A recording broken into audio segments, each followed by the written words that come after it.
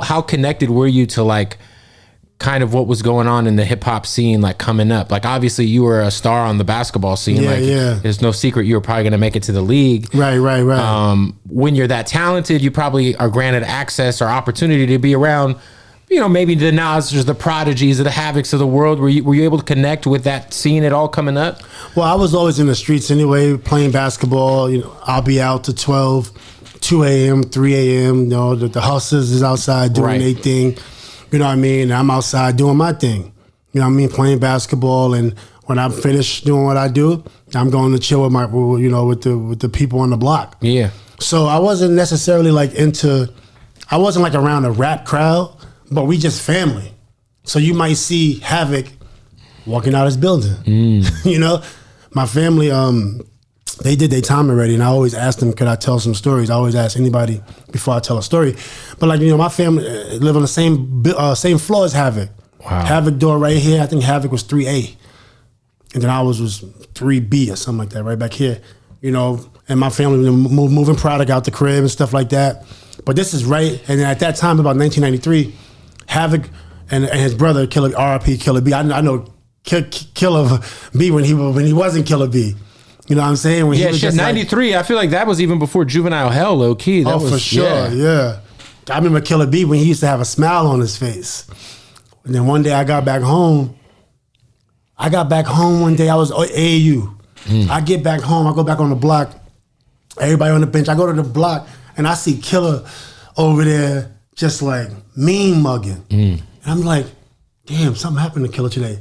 But then when I was asking my boys, they was like, nah, he's been, for the last year, you know, he's been like kind of just like on some gangster shit. So then I got accustomed to that Killer, you know, and it was kind of awkward. And then shortly after that, he died shortly after that. But you know, I grew up on the Mobb Deep block. I'm from 10th Street though. I'm from the block. Then Nas block is like diagonal from mine. Then you got like MC Shan and Marley Marl. Of course. Then you got, you know, Mega, you know, on the 40 side. Shout out to Cormega. Then you got Nature. Was Big Noid from QB? Noid, hell yeah. Noid, him, my mom. Screwball, remember Screwball? Yeah, So my mom, Noid mom, and Twin mom. Infamous mom. Shout out Big Twin. They always best friends. So Twin would be spending the night at my house. Sometimes I remember we had a lot of mice in our house, so twins would come over. RIP, Big Twin. So the twin come over, they kill the mice for us. We be little kids running from the mice. Wake Twin up. He kill a mice. Noid to be spending the night. We'll go to their house. And then Screwball Hostile, RIP Hostile. Yeah, that's my brother-in-law. He got a baby by my sister. 3 babies. I remember that album they came out with, I want to say, with the fucking, it was like the cartoon. Screwball. The ball. Yeah, that shit was hard. That's one of the greatest albums ever. I had that shit when I was a kid. That's one of the most slept on albums too. In Queens, but I'm not talking about like in the history of hip-hop. No, I just mean even in hip hop, people sleep on that album. Album's incredible. Yeah. But if you're not, it's like me listening to like, you know, somebody from Houston, underground. It's some underground QB shit. Right, Yeah. it's underground. It's one of the greatest QB albums. Like Nas obviously has the greatest QB album, and I'm pretty sure his album. But then you got Mobb Deep, so you could easily say Nas is like his top 3 albums is 1, 2, and 3. But you can also make an argument that like I don't know. I think the Infamous is probably. I would take the Infamous over everything except Illmatic and Stillmatic was pretty Stillmatic, amazing. and it was written.